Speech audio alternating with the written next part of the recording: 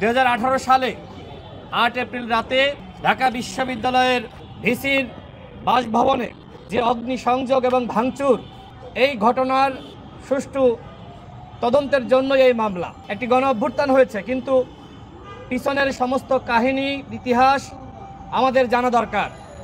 ঢাকা বিশ্ববিদ্যালয়ের ভিসির বাসভবনে যে হামলা, একটি নারকীয় তাণ্ডব, এই ঘটনার সাথে কারা জড়িত ছিল সেটি অবশ্যই দেশবাসীর জানা দরকার। অন্যথায় গণ অভ্যুত্থানের যে সঠিক ইতিহাস, সেই ইতিহাস জাতির কাছে অজানা থাকবে। আর সেই লক্ষ্যেই আমরা আজকে এই মামলা দায়ের করেছি। 2018 সালে কোটা সংস্কার চলাকালীন 8ই এপ্রিল আপনারা জানেন, ঢাকা বিশ্ববিদ্যালয়ের তৎকালীন ভিসি জনাব ডক্টর আখতারুজ্জামানের বাসভবনে অগ্নিসংযোগ, ভাঙচুর এবং হামলার ঘটনা ঘটে। সেই ঘটনার প্রেক্ষিতে আজকে উনি একজন ভিকটিম হিসেবে তৎকালীন ছাত্র আন্দোলনের প্রতিনিধি হিসেবে আজকে এই এজাহারটি দাখিল করেন, এজন্য যে তৎকালীন আওয়ামী লীগ সরকারের আমলে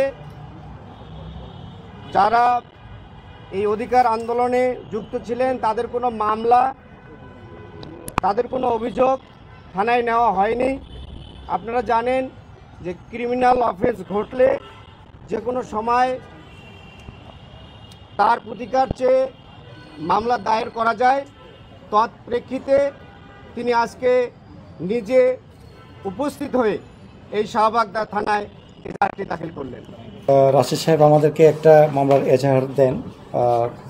এটাতে 2018 সালের 8ই এপ্রিল কোটা সংস্কার আন্দোলনের সময় গণপদযাত্রায় তাদের উপরে অতর্কিত হামলা, তারপর টিয়ার সেল নিক্ষেপ, তারপর ছাত্রলীগের নিষিদ্ধ ঘোষিত সংগঠন ছাত্রলীগের নেতাকর্মীরা তাদের উপরে হামলা করে, সেই সংক্রান্তে আমাদেরকে একটা এজাহার প্রদান করেন। আমরা এজাহার গ্রহণ করেছি।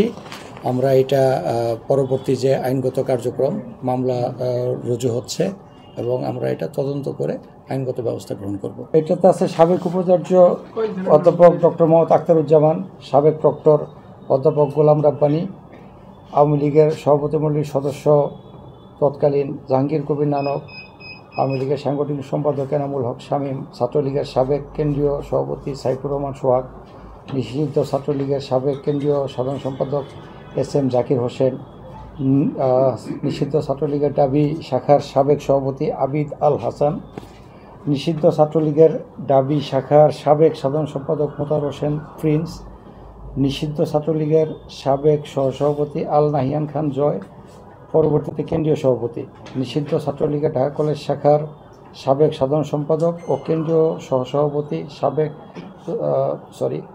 সাকিব হাসান সুইম, মুক্তিযোদ্ধা সংসদ সন্তান কমান্ড কেন্দ্রীয় কমিটির সভাপতি মেহেদী হাসান, ডাবি শিক্ষক সমিতির তৎকালীন সভাপতি অধ্যাপক মাকসুদ কামাল, ডাবির সাবেক উপাচার্য অধ্যাপক মোহাম্মদ আব্দুল সামাদ প্রমুখ। এছাড়াও এইগুলোর নামে আর এছাড়াও প্রায় 500 জন অজ্ঞাতনামা ছাত্রলীগের কর্মীরা এই হামলায় জড়িত ছিল মর্মে আমাদের কাছে একটা অভিযোগ প্রদান করে।